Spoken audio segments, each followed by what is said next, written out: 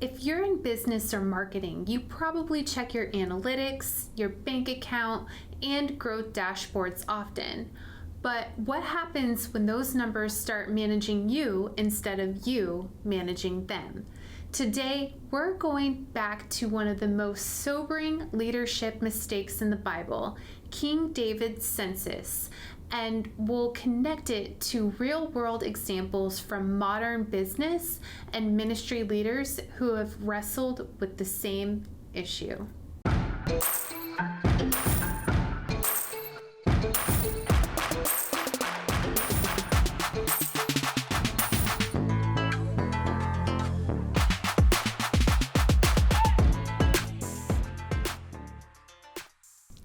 Lady bosses, are you working even after putting the kids to bed but still not getting results? Are you tired of spending money on ads that aren't getting engagement? Do you feel burdened that you aren't fulfilling your purpose in life because you are so consumed with work?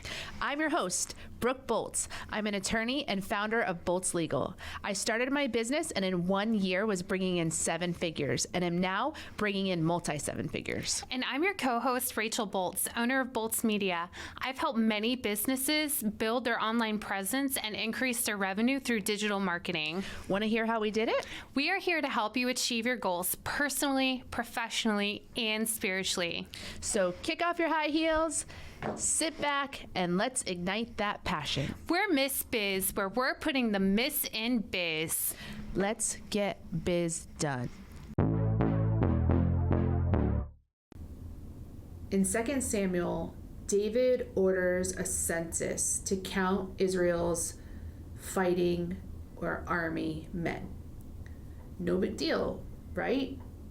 This had happened before with no problems. However, God was very displeased that David had ordered the census, so much so that he gave him a choice between 3 punishments. David chose the shortest punishment, which was 3 days of a plague, but that plague ended up killing 70,000 people. That's crazy. So David repents and God ends the plague after a sacrifice, but this got me thinking so hard, because a census, what's the problem? And Israel had done censuses before, so the act itself was not the problem, but what made it wrong was the heart behind it. So the Bible doesn't say specifically why David ordered the census, but we can infer a couple of possible motivations. One is that he just was prideful about how big his army had grown, and that he wanted to boast about the size of his army. The reason this could be the motivation is because there was no battle that transpired after this census. Right. So the other option would be that he was counting how many warriors he had in case he needed to go into battle to know if he would be strong enough to win that battle. If that was his motivation, God was still displeased, because from God's perspective, it doesn't matter the size of your army. If God is with you, then you will prevail. So either motivation, God was displeased with. And so I am looking at this thinking, well, as business owners, we're always counting our numbers. We're always counting our army men. We're always looking at these metrics. And so I'm asking myself, is that something I shouldn't be doing? Is that something that is displeasing to God, that I am looking at all these numbers all the time? And what I came to is that the counting is not the problem, but again, it's the heart behind the counting. So what can we learn about this story to apply towards our businesses? So what we can learn is that we count these different aspects of our businesses, but we need to make sure that we are not putting our identity or our control into those numbers.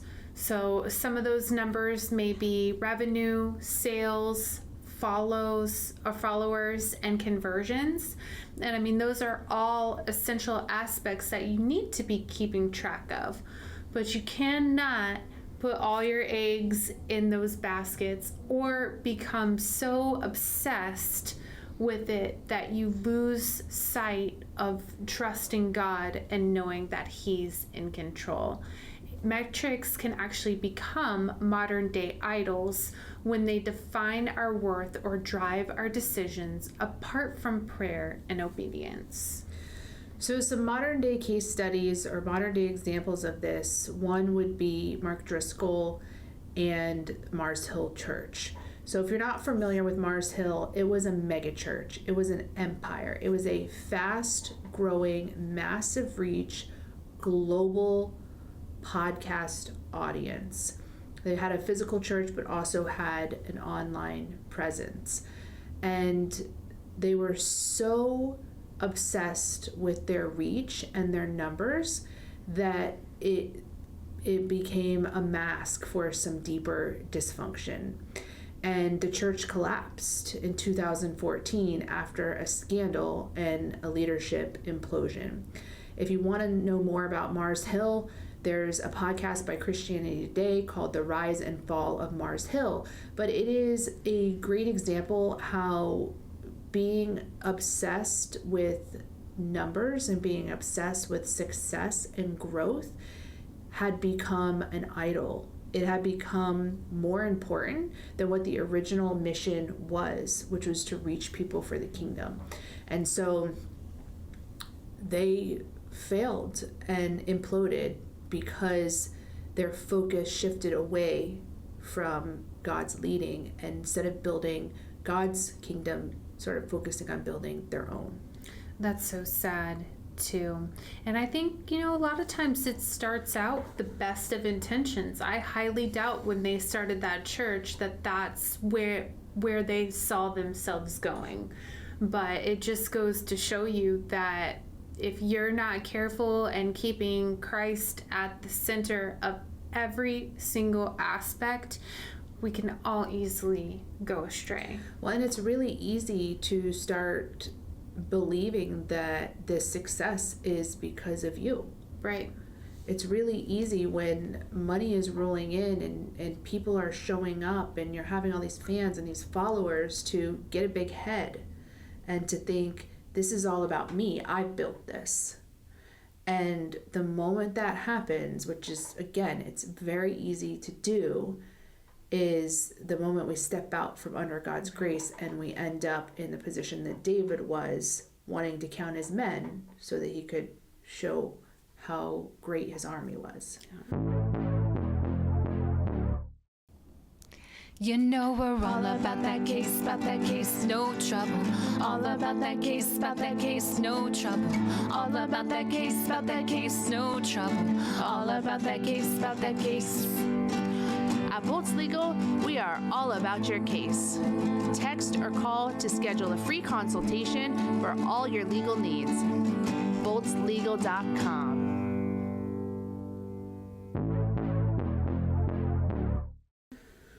So the second example we have is Tommy Breedlove. Tommy was a senior financial consultant living in the high performance lifestyle, corner office, big checks, and lots of prestige. The crash occurred though, where he burnt out, was emotionally broken, and lost everything that mattered to him. He realized that he was chasing success metrics to fill an identity void. So he eventually, after recognizing this, he redirected himself, and now he is a leadership coach who helps others pursue significance over success. So the biggest lesson that he learned was that he had built an image the world praised, but it almost killed him. And the numbers didn't matter when he was empty inside. Yeah. And we've heard this, Crystal Parker, who was on our an episode recently, she talked about this same type of thing where her identity was wrapped up in her success in the oil and gas industry. And she sacrificed all of that to start a ministry, the U.S. Christian Chamber of Commerce, which is a nonprofit. And but yet, how empty she was when she was in, or how empty she felt when she was in that high earning capacity versus the rewarding feeling that she has now that her life has more purpose. So if you want to read more about Tommy Breedlove, he has a book called Legendary: Discover the Leader Within. And then the third example of someone who fell victim to the metrics obsession is a social influencer, a Christian one, Hosanna Wong. She was a Christian poet, artist, and evangelist, but as her audience grew, so did her temptation to measure everything and to base her value on the likes, shares, and applause. And I think the social media world that we live in makes this even more difficult to withstand. Because if anyone, you look and see, actually, I met a pastor the other day, and he was mentioning that he had a YouTube following. And so when I left that meeting, I looked him up. He had 900,000 followers on Facebook. And I was like, holy cow. I just thought I was talking to a normal guy. But that prestige that we give to people when they have that kind of a following, it was immediate. When I saw how many followers, I'm like, wow, I had no idea that's who I was talking to. Right. And because we put so much value on those people who have that type of an audience, it becomes so easy to idolize that and to yearn for that and to make that your highest priority in life. But Hosanna realized that she was performing for validation instead of her ministry for God. So she took a break and she recalibrated her ministry and recommitted to serving from a place of humility, not performance. And she came back and revived her ministry from a good place in her heart as opposed to chasing those metrics. So the lesson we can learn from Hosanna is that the world may count views, but God counts obedience. And if you want to know more about Hosanna's story, her book you can find is called How Not to Save the World. Good for her. You know, that must have been incredibly difficult to kind of get yourself out of that, especially if that's what you do for work and you want to make sure that your posts and your reels and everything are performing well. I mean, for her to just be able to recognize that and pivot and now be able to use that to help others is just very, very impressive. Yeah, she recognized it and self-corrected, and not everyone does. Right. So there's a fine line between wisdom and worship. So wise use of metrics versus obsessive use of metrics. There's a difference between stewarding with insight versus obsessing for control. There's also a difference between tracking for growth for mission versus needing numbers for self-worth. So make sure that as we're going through these couple of things that you really write down where you feel you are in your heart and if you are in fact measuring to improve impact or you're measuring to validate identity. And be really, really honest with yourself because you may have to make some pivots and changes. When it comes to social media, sometimes having a scheduling tool can be extremely helpful, but with so many different options, it's difficult to determine which one is best for your needs as well as your budget. That's why we created the Social Media Planner Comparison Chart.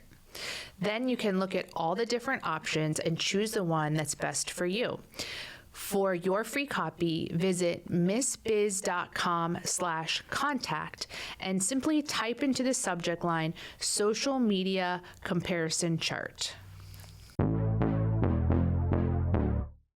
Right. So I think if you really sit down and are honest with yourself, you know if you are in a healthy relationship with your numbers or not. Are they the first thing you think of when you wake up in the morning? How many followers did I get last night? How many hearts did I get? How many likes did I get? You know, that might be a sign that that you are overvaluing those metrics. Some of the questions you can ask yourself to do a heart check is, am I using numbers to serve the kingdom or to build my kingdom? Would I still do this if the numbers stayed small? And have I prayed about this or just tracked it?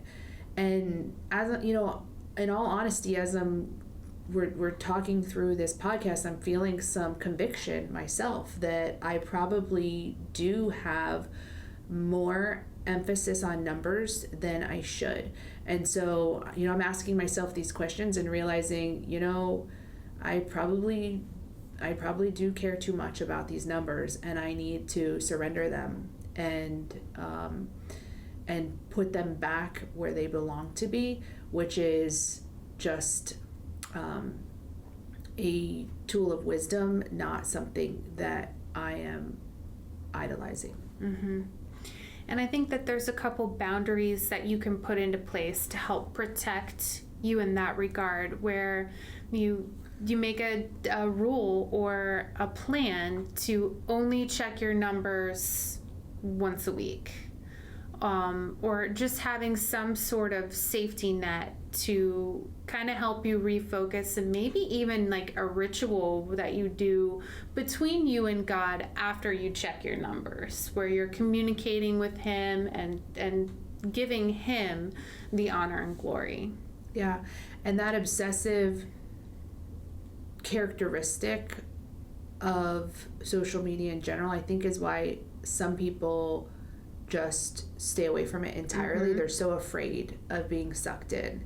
And so we're like, no, we can do it in a healthy way, whatever. But it reminds me, have you seen on TikTok, it might be on other platforms too, there is a video that is trending right now of a young girl who I think was 14, who had like 12 minutes that she died, and she talks about what happened during those 12 minutes. Oh, wow, no. It's shown up on my feed a few times, so you can check it out if you haven't seen it already. But basically, she says that during those 12 minutes, she had an out-of-body experience where she could see her body being pulled from the wreckage. It was a car accident. She died for 12 minutes. But basically, she saw Jesus, and she explained that he looks very different than what she's seen traditionally in children's books and movies. But she saw Jesus, and he took her to this like room full of people on their tablets and phones and iPads and computers, and he said, look down, this is what I see every day, are people who are just so entrenched in their electronics that I can't get their attention.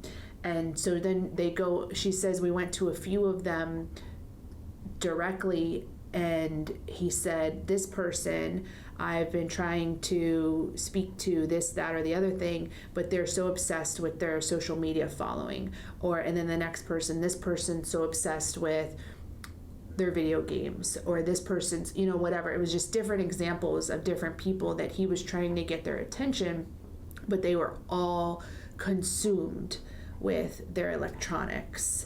And so just as we're going through this, it reminds me of that, because I can see how us being so distracted with all of the things we have accessible to us today is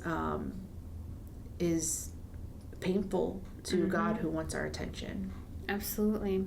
I mean, the phone alone will keep you busy and misguided and misdirected from really being able to hear God and have that alone time with Him.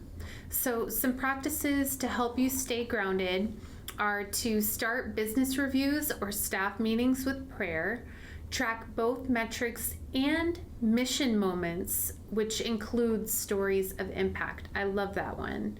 To take a digital Sabbath, which means that you step away from dashboards to reset your identity. You can also set obedience-based goals. So for example, the number of people you served, not just in revenue.